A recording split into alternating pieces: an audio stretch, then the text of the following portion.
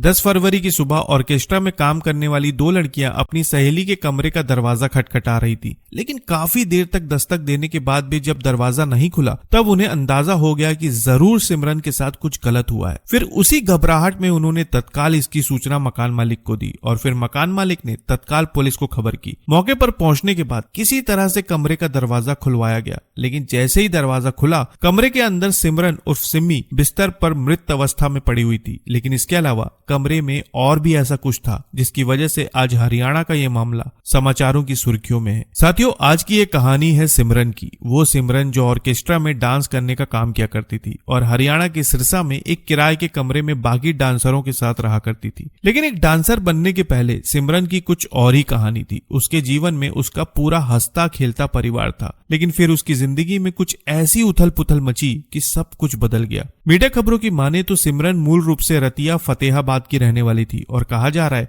कि बचपन से ही वो अपनी मौसी के घर रहा करती थी। आज से करीब 13 साल पहले सिमरन की शादी भिवानी के रहने वाले एक शख्स के साथ हुई। शादी के बाद उसका शादीशुदा जीवन बहुत अच्छी तरह से चला और वक्त के साथ 2 बच्चे भी हुए। लेकिन फिर कुछ सालों बाद पति पत्नी के बीच अनबन होने लगी। शुरुआत में छोटे मोटे झगड़े होते थे, लेकिन फिर इनके झगड़ों ने तलाक का रूप ले लिया। कहा जा रहा है कि बात इतनी ज्यादा आगे बढ़ गई थी कि दोनों ने अलग रहने का फैसला कर लिया और इसके लिए बकायदा गांव में पंचायत भी हुई और फिर पंचायत के बाद दोनों अलग रहने लगे। लेकिन शायद दोनों कानूनी रूप से अलग रहना चाहते थे और मीडिया खबरों की माने तो शायद इसी वजह से तलाक का इनका ये मामला अभी भी अदालत में विचाराधीन है। हालांकि पति पत्नी तो अलग हो चुके थे, लेकिन इन्होंने अपने दोनों बच्चों को भी आपस में बांट लिया था। बेटा माँ के साथ रहने लगा और बेटी पिता के साथ। कहा जा रहा है कि पति से अलग होने के बाद सिमरन कुछ समय तक अपने रिश्तेदारों के यहाँ रही और फिर इसी दौरान सिमरन के माता पिता ने भी उसे बेदखल कर दिया। लेकिन फिर सिमरन को ऑर्केस्ट्रा में डांस करने का काम मिल गया और इस वजह से वो सिरसा आ गई। सिमरन अपने बेटे को अच्छी शिक्षा देना चाहती थी और इसलिए उसने अपने बेटे को एक प्राइवेट स्कूल में दाखिल कराया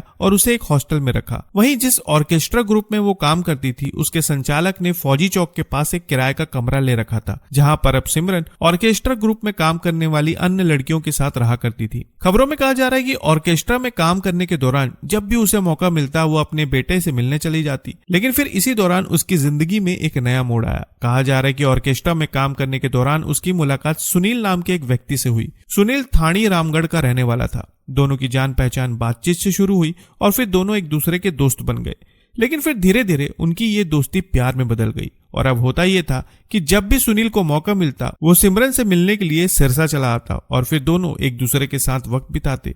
देखा जाए तो सिमरन अब एक नई जिंदगी जी रही थी। अब इसी तरह 9 तारीख की शाम को वो अपने बेटे के साथ बॉर्डर 2 फिल्म देखने गई। फिल्म देखने के बाद उसने अपने बेटे को हॉस्टल में छोड़ा और फिर अपने कमरे में आ गई। खबरों में कहा जा रहा है कि उसी रात सुनील उससे मिलने आया। उस वक्त सिमरन ऑर्केस्ट्रा में काम करने वाली 2 अन्य लड़कियों के साथ कमरे में थी। अब बताया जा रहा है कि जैसे ही सुनील वहां पर पहुंचा सिमरन ने उन दोनों लड़कियों को दूसरे कमरे में भेज दिया और फिर कुछ मीडिया रिपोर्ट्स में यह कहा जा रहा है कि दोनों ने उस वक्त संबंध बनाए और इसके बाद दोनों के बीच विवाद होने लगा, क्योंकि खबरों में कहा जा रहा है कि शायद सिमरन किसी और व्यक्ति से भी बात किया करती थी और इस बारे में सुनील को पता चल चुका था और इस बात को लेकर वो बेहद ज्यादा नाराज था। अब अंदाजा लगाया जा रहा है कि शायद इसी बात को लेकर सुनील बेहद ज्यादा नाराज था और फिर 9 से 10 फरवरी की दरमियानी रात को जब वो वहां पर पहुंचा तो इसी बात को लेकर दोनों के बीच लड़ाई झगड़े होने लगे और फिर ऐसा अनुमान लगाया जा रहा है कि इसी दौरान उसने अचानक सिमरन पर हमला कर दिया, जिसकी वजह से उसकी सांसें थम गई और इसके बाद सुनील ने एक फंदा बनाया और अपना भी जीवन समाप्त कर लिया। लेकिन देखा जाए तो पुख्ता तौर पर अभी कुछ भी नहीं कहा जा सकता। पुलिस इसकी जांच कर रही है। इस मामले में पुलिस हर एंगल से जांच कर रही है। उनके कॉल डिटेल्स खंगाले जा रहे हैं ताकि इस घटना को अंजाम देने के पीछे का मकसद पता चल सके। फिलहाल मीडिया रिपोर्ट्स के अनुसार इस घटना को लेकर जो कुछ भी बताया जा रहा है वो आपके सामने है,